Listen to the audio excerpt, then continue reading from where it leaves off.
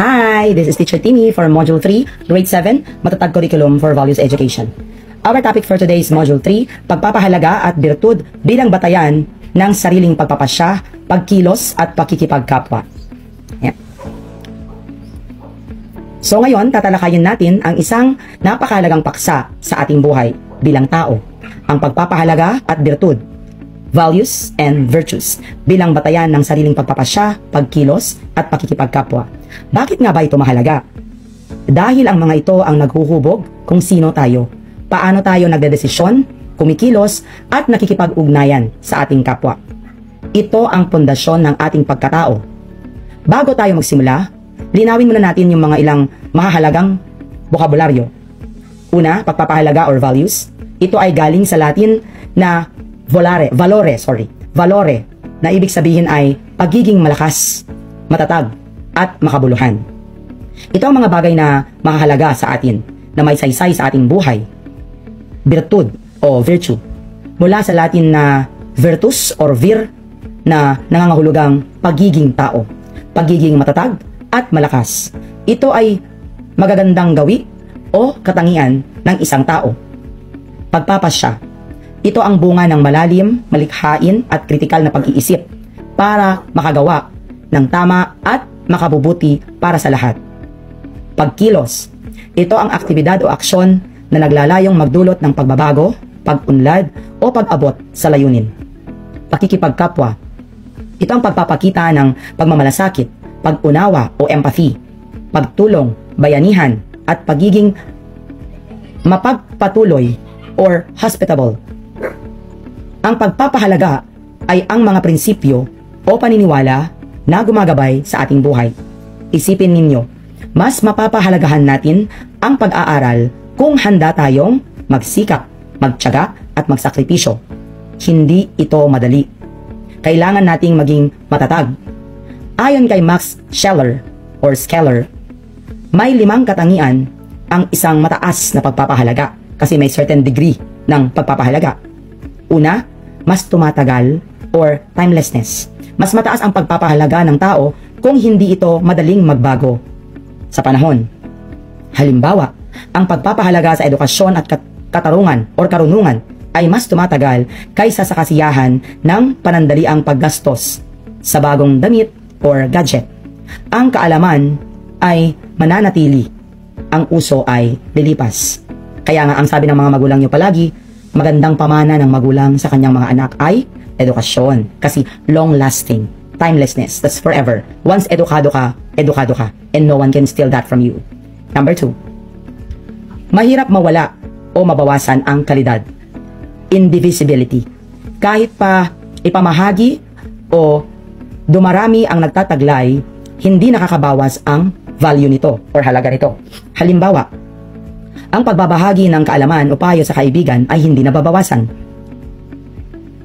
Bagkus, ito ay nakakatulong pa sa iba. Hindi tulad ng pagkain na kapag hinati-hati mo and you shared it with others, nababawasan yung sayo. Diba? Number 3, lumilikha ito ng iba pang pagpapahalaga. Generative. Ito ang nagiging batayan ng iba na pagpapahalaga. Halimbawa, ang isang magulang na nagsasakripisyo at nagtatrabaho sa ibang bansa, that's the worth ng kanyang trabaho para makapagpaaral ng anak. Mas mataas na pagpapahalaga para sa kinabukasan ng pamilya. Number 4, may lalim ang kasiyahan. Depth of satisfaction. May depth of satisfaction. Mas malalim ang kasiyahang nadarama sa pagkamit nito. Mas mataas ang antas. Halimbawa, mas malalim ang kasiyahan na nararamdaman mo sa pagtulong sa mga biktima ng kalamidad sa pag-volunteer sa community kaysa sa panunood ng isang movie. Kasi pag napanood mo yung movie, nandun yung excitement, pero pagkatapos mong napanood at alam na lang lahat ng kaklase mo yung kwento, nawawala na lang din yun kusa. Diba? So, saglit lang siya, yung excitement and all the fun. Samantalang, if you did something really good, especially for others, nag-reach out ka talaga sa iba, mas malalim yung kasiyahan na dulot sa'yo. Number 5, hindi nakabatay sa organismong nakakaramdam or independence from your feeling. Hindi ito nakadepende sa personal na damdamin o kapansanan ng isang tao. Halimbawa, ang inspirasyon at paghanga natin sa isang Paralympian na nagtatagumpay sa kabila ng pisikal na hamon. Ang halaga ng kanyang tagumpay at determinasyon ay nananatili anuman ang kanyang kondisyon. So, not because Paralympian siya or for example PWD siya, less yung worth niya doon sa kanyang success. So, yung success niya at yung success ng person without disability, magkapareho lang yon. So, may 4 na antas o hierarkiya ng pagpapahalaga ayon kay Scheller or Scaler. Una, pandamdam na pagpapahalaga, sensory values. Tumutukoy ito sa mga bagay na nagdudulot ng kasiyahan sa ating pandamdam o basic needs.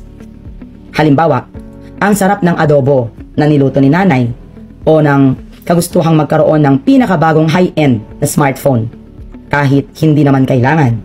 So, this is now between the wants and the needs. So, ito na yung mga wants. Yun yung pinakamababa na klase ng pagpapahalaga. Kung ang pinahahalagahan mo ay yung mga material na bagay because gusto mo. Hindi mo kailangan, pero hindi importante, pero gusto mo. Diba? Halimbawa, may pagkain. Nakahain na. Let's say, tinola. Pero gusto mo sana chicken joy.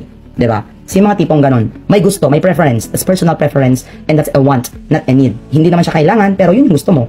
Number 2, pambuhay na pagpapahalaga or vital values. So, ito naman yung needs. May kinalaman sa ating well-being o mabuting kalagayan sa buhay. Halimbawa, ang pagpapahalaga sa sapat na tulog, pagkain ng masustansyang gulay, prutas, pag-eehersisyo para maging malusog, pati ang pakikipag-usap sa mahal sa buhay kapag malungkot. So, ibig sabihin, these are the basic things. Hindi lang yung material na bagay, kundi yung mga both tangible and intangible things. For example, having enough rest. Ilang oras ba dapat ang tulog ng isang kabataan kagaya mo? Di ba, 8? Pero dahil gusto mo, so between 1 and 2, yung pandamdam at pambuhay. 1, pambuhay. Number 2, kailangan mong matulog ng 8 oras. Kaso, pandamdam, mas gusto mong maglaro ng ML at magpuyat kasama yung mga classmates mo or barkada mo online. Diba? So because of that, nababawasan yung mas importante, which is yung tulog mo. So nagkakaroon ka lang ng 5 oras ng tulog. So maraming epekto na yon pagpasok mo sa school kinabukasan, kasi nagpuyat ka nga. Diba? So prioritizing your, what you value in life. Wants versus needs. That's very important. At ginagamitan yan ng critical thinking. Number 3, mga spiritual na pagpapahalaga or spiritual values. Mas mataas ito para sa kabutihan, hindi lang sa sarili, kundi ng mas nakakarami. Kasama dito ang pangkagandahan or aesthetic, pagpapahalaga sa mga sining, musika, kalikasan. Halimbawa, yung paghanga sa ganda ng nature, Kabur-Gabor, for example. So, sa Cagayan, we have Calao Caves at marami pang iba na mga tanawin. Diba? Yung mga nilikha or mga likhang sining ng mga Pilipino na makikita natin sa Tuguegarao, halimbawa sa ating museum. Ayan. Pangalawa, katarungan or justice, pagpapahalaga sa pagiging patas, fairness, equality. Okay? Halimbawa, pagsisikap na maging pantay ang pagtrato sa lahat ng mga kaklase, pagtutol sa mga korupsyon at mga injustices. Letter C, ganap na pagkilala sa katotohanan, full cognition of truth. Paghahanap ng katotohanan. Halimbawa, ang pagve-verify na information bago maniwala sa fake news sa social media. Kasi madaling kumalat ang fake news sa ngayon. Diba? Isang click mo lang, makakakita ka ng mga fake news. But always verify. Verify kung tama, may katotohanan ba ang impormasyon na to? Pang-4, banal na pagpapahalaga or holy values. Pinakamataas sa lahat ng pagpapahalaga, ang holy values. Ito ay kailangan para makamit ang ating kaganapan at maging handa sa pagharap sa Diyos. Halimbawa, pagdarasal, pagtulong sa simbahan, at pagsasabuhay ng mga aral ng pananampalataya araw-araw. So ito na yung pagsasabuhay ng mga katuruan ng simbahan or kung anumang pananampalataya meron ka. Ang birtud, let's proceed to virtues. Ang birtud, tulad ng sinabi natin, ay pagiging tao, pagiging matatag at malakas. Ito ay ang mga gawi o kailangan na nililinang natin sa ating sarili para maisagawa ng tama. Kung ano ang pagpapahalaga, kung ang pagpapahalaga ay ang kung ano ang mahalaga, ang birtud naman ay kung paano natin isasabuhay ang mga mahahalaga. So may 2 uri ng birtud. Una, moral na birtud. Ito ay ang mga gawi ng pagpili ng gitnang daan o golden mean ng karunungan. Hindi masyadong sobra, hindi rin kulang. Intelektual na birtud. Ito ang may kinalaman sa ating isip, tinatawag na gawi ng kaalaman. Ito ang nagpapayaman sa ating kakayahang mag-isip at matuto. Ito ang tatlong uri ng intellectual na virtud. Una, pag-unawa o understanding. Ang pinakapangunahing virtud ng isip. Ito ang kakayahan na malaman ang esensya o core ng isang bagay o ideya. Halimbawa, hindi lang basta alam mong nagmamadali ang tao, kundi naiintindihan mo bakit siya nagmamadali. Let's say, meron siyang emergency. Pangalawa, agham or science. Sistematikong kaalaman mula sa pagsasaliksik at pagpapatunay. Halimbawa, ang pag-aaral ng epekto ng climate change sa ating agrikultura, yung scientific explanation. Pangatlo, karunungan or wisdom.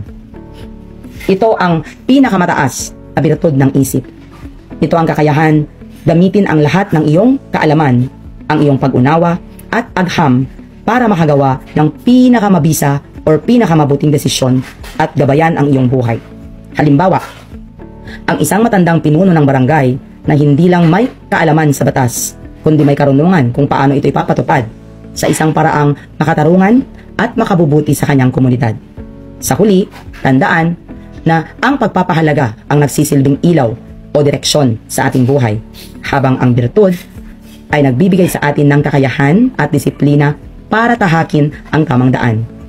Together, ito yung mga sandata natin sa paggawa ng matalinong pagpapasya, wastong pagkilos at pagbuo ng makabuluhang pakikipagkapwa.